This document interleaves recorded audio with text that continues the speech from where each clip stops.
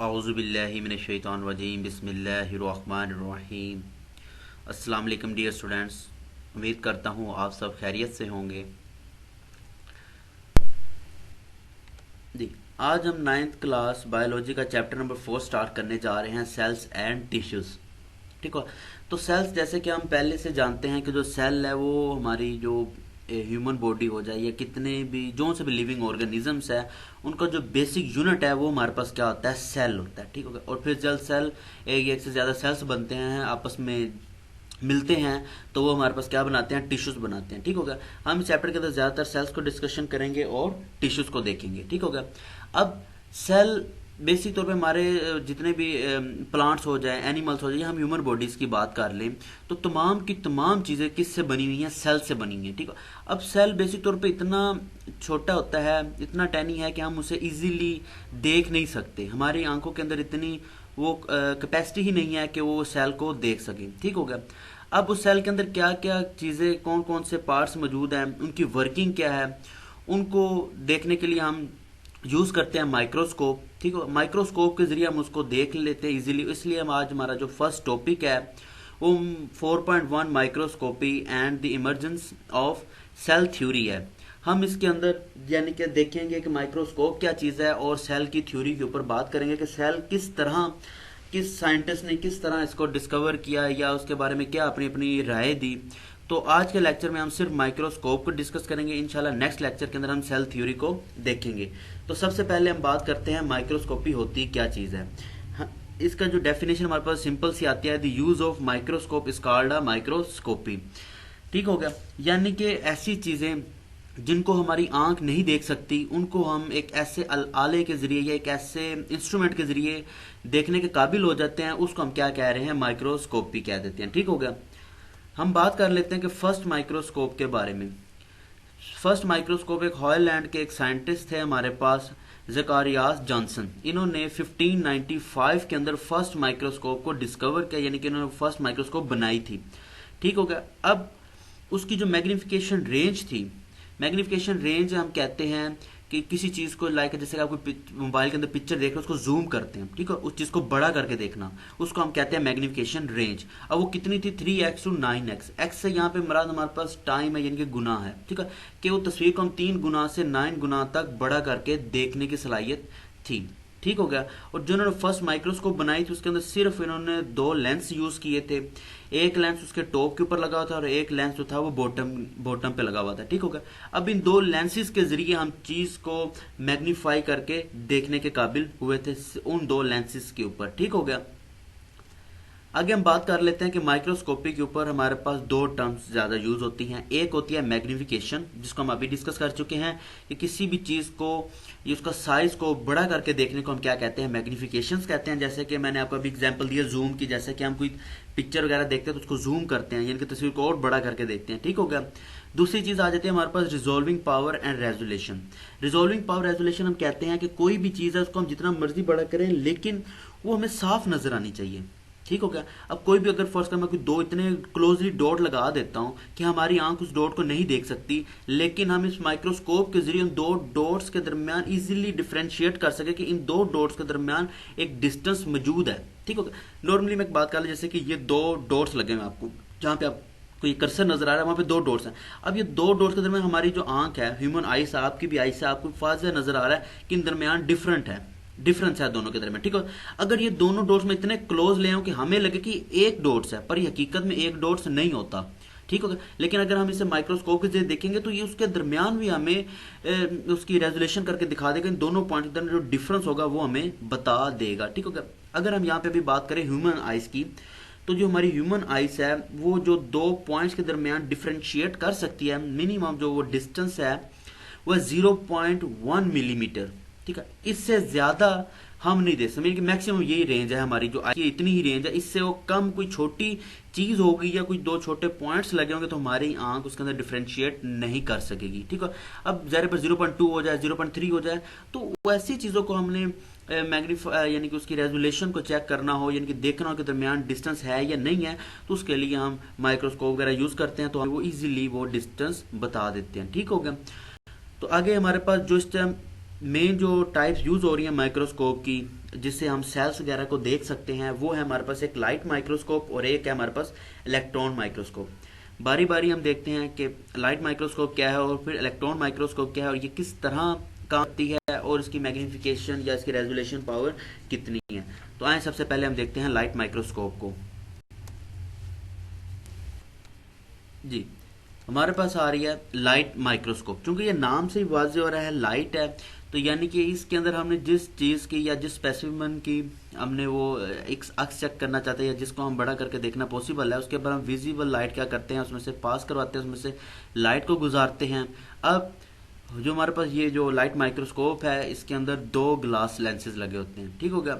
अब दो glass lenses लगे होते हैं, इनमें से हर एक लेंस का अपना अपना काम है। एक जो लेंस है वो क्या काम करता है, हमारे पास साइज को, उस स्पेसिफिक साइज को इनलार्ज कर देता है, उसको बड़ा कर देता है, ठीक हो गया। अब दूसरा लेंस जो हमारे पास जो बड़ा हुआ इमेज है, जो ऑलरेडी हमने इमेज को इनलार्ज किया है, उसको मैग्नीफाई कर देता, और ज्यादा मैग्नीफाई कर देता और उसको देखने के काबिल बना देता है, ठीक हो गया। एक लेंस ने क्या किया कि हमारे पास जो इमेज था उसको बहुत बड़ा किया, ठीक हो गया। दूसरे ने क्या किया, उस बड़े इमेज को थोड़ा सा और बड़ा किया और हमें देखने के काबिल बना दिया कि हम वो देख सके। और उसका जो फिल्म थी या उसकी जो अक्स बना था वो फोटोग्राफ फिल्म पर क्या कर दिया, उसका फोकस बना दिया ताकि हम इजीली हमारी जो ह्यूमन बॉडी की आइस है उसको देख सके, ठीक हो गया। इस तरह ये दोनों लेंसेज आपस में मिलके काम करते हैं, ठीक है। जैसे कि आपको ये चीज माइक्रोस्कोप लाइट माइक्रोस्कोप नजर आ रही, तो फर्स्ट ऑफ ऑल जो हमारे पास लाइट माइक्रोस्कोप बनी वो कुछ इस तरह थी, बाद में आते आते हमारे पास यूं होगी और इस तरह हमारे पास आजकल जो चल रही है वो लाइट माइक्रोस्कोप इस फॉर्म के अंदर है, ठीक होगा, जिसके अंदर कर्सर आपको नजर आ रहा है, ठीक है। अब ये जो आपको ये पार्ट आगे बढ़े हुए नजर आ रहे हैं ये वो लेंसेज हैं, ठीक हो गया। तो आजकल जो जितनी आगे इनके ऊपर तीन किस्म के लेंसेज और ये तीन डिफरेंट कलर्स की लाइट्स होती हैं, ठीक हो गया। इन लाइट्स के ऊपर हम कोई भी चीज जो देखना पॉसिबल होते हैं वो देखते हैं।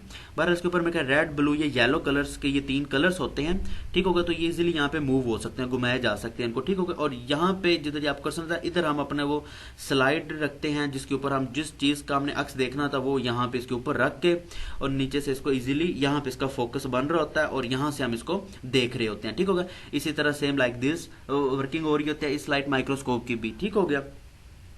आगे हम बात कर लेते हैं इसकी मैग्निफिकेशंस की, ठीक है। अब इसकी जो मैग्निफिकेशन है यानी कि इसकी जो रेंज है जो चीज को बड़ा करके दिखाती है ये 1500x है।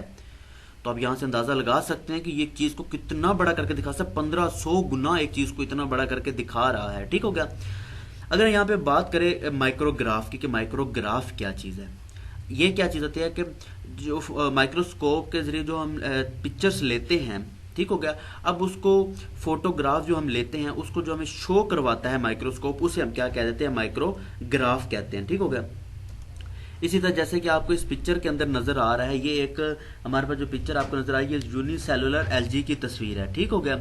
इसके अंदर आपको सिर्फ इसका जो ऊपर एक्सटर्नल पार्ट है, स्ट्रक्चर है, वो नजर आ रहा है आपको, ठीक हो गया। इसी तरह हमारे पास एक सेकंड पिक्चर है आपको जो नजर आ रही है, अमीबा की तस्वीर है, ठीक हो गया। ये अमीबा हमारे पास एक यूनिसेलुलर सारे जानदार हैं, ठीक हो गया, इनकी पिक्चर है।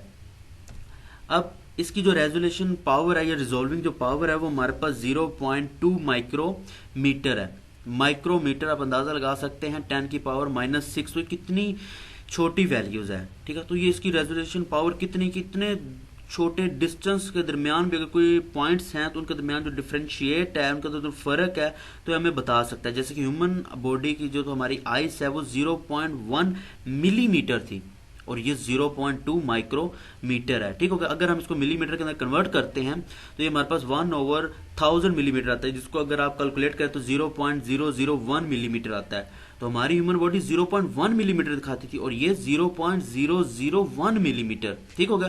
तो आप अंदाजा लगा सकते हैं कि ये कितनी बेहतर है हमारी आंख से और कितना हमारे पास जो चीज है उसको मैग्नीफाई भी कर सकती है और उसको बड़ा करके भी दिखा सकती है। अब यहाँ पे हम इसके बारे में दूसरी बात करते हैं, अगर कोई भी चीज है उसके जो 0.2 हो जाए उसकी रेजोल्यूशन पावर, ठीक हो गया, यानी कि उसका जो डिफरेंस है वो 0.3 हो जाए या 2 से ज्यादा हो जाए, ठीक है। तो तब ये लाइट माइक्रोस्कोप है, ये काम नहीं करेगी, लाइट माइक्रोस्कोप नहीं दिखा सकेगी, ठीक है।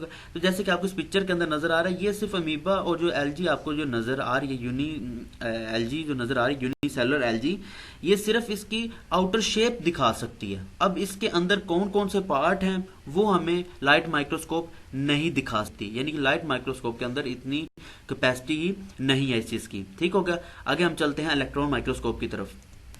जी, लाइट माइक्रोस्कोप की अगर वर्किंग की बात करें तो ये नाम से वाजह है कि इलेक्ट्रॉन, इसकी जो वर्किंग है हमारे पास वो इलेक्ट्रॉन्स के ऊपर है, ठीक हो गया। ये हमारे पास एक लेटेस्ट वर्जन भी है माइक्रोस्कोप का, ठीक होगा। इससे हम शॉर्ट फॉर्म में EMB कहते हैं, ठीक है। इसके अंदर क्या होता है, हमारे पास एक वैक्यूम चैम्बर होता है, ठीक है। उसके अंदर हम क्या करते हैं, अपना जो लेंस रखा होता है और उसके अंदर हमने अपना ऑब्जेक्ट, जिस चीज को हमने देखना होता है उसको रखते हैं। अब वहां पे एक छोटी सी हमारे पास बीम होती है ऑफ इलेक्ट्रॉन्स की। अब उस बीम ऑफ इलेक्ट्रॉन्स के जरिए हम क्या करते हैं कि एक इलेक्ट्रॉन्स को अपने उस ऑब्जेक्ट के ऊपर क्या करते हैं, थ्रू करते हैं। जैसे ही हमारा इलेक्ट्रॉन उस ऑब्जेक्ट में से गुजरता है तो क्या होता है, उसका जो रिफ्लेक्ट होता है, जो उसका अक्स होता है, वो क्या हो जाता है, सामने हमारे पास फोकस हो जाता है, बन जाता है, हम इजीली उस फोकस को देख सकते हैं, ठीक हो गया। अब इसके अंदर जो लेंस लगा होता है उस लेंस का हमारे पास नाम है इलेक्ट्रोमैग्नेटिक लेंस, ठीक है। अब ये इलेक्ट्रोमैग्नेटिक लेंस क्या करता है कि उस जो अक्स है, यानी कि जो चीज हम देखना चाह रहे हैं, जिस ऑब्जेक्ट को हम देखना चाह रहे हैं, उसको एक तो लार्ज कर देता है, बहुत बड़ा कर देता है, ठीक हो गया। और साथ साथ ही उसको जो उसका इमेज है वो सामने में स्क्रीन के ऊपर या फोटोग्राफिक जो फिल्म होती है वहां पे हमें अक्स भी या उसका इमेज जो है वो शो कर देता है, ठीक हो गया। अब ये सिर्फ और सिर्फ उस इलेक्ट्रॉन की वजह से होता है। क्यों, हम जैसे वो इलेक्ट्रॉन जो होता है अपना उस ऑब्जेक्ट के ऊपर फेंकते हैं, उसमें से गुजारते हैं, तो उसका अक्स बन जाता है। उसका जो अक्स होता है, यानी कि उसका जो इमेज होता है, वो हमें स्क्रीन के ऊपर या अपनी फोटोग्राफिक जो फिल्म हमने रखी होती है उसके ऊपर शो हो जाता है। अब फोटोग्राफिक फिल्म कैसे होती है, मैं आपको आसान लफ्ज़ों में बताऊं। फोटोग्राफिक फिल्म जैसे कि अगर आपने कभी एक्सरे वगैरह कराया हो तो वो जो ब्लैक कलर का जो हमारे पास शीट होती है जिसके ऊपर हमें वो अपना अक्स नजर आ रहा था, वो हमारे पास फोटोग्राफिक फिल्म होती है, ठीक हो गया। जैसे कि पुराने दौर के अंदर कैमरे वगैरह होते थे तो वो रील होती थी, ठीक हो गया। और वो रील जो होती थी वैसे ये लाइक दिस हमारे पास ये फोटोग्राफी फिल्म भी होती है। आगे हम बात करें इसकी मैग्निफिकेशन की, तो इसकी जो मैग्निफिकेशन है 250,000x है, यानी कि आप अंदाजा लगा सकते हैं कि जो हमारे पास लाइट माइक्रोस्कोप थी वो सिर्फ 1500 थी, ठीक होगा।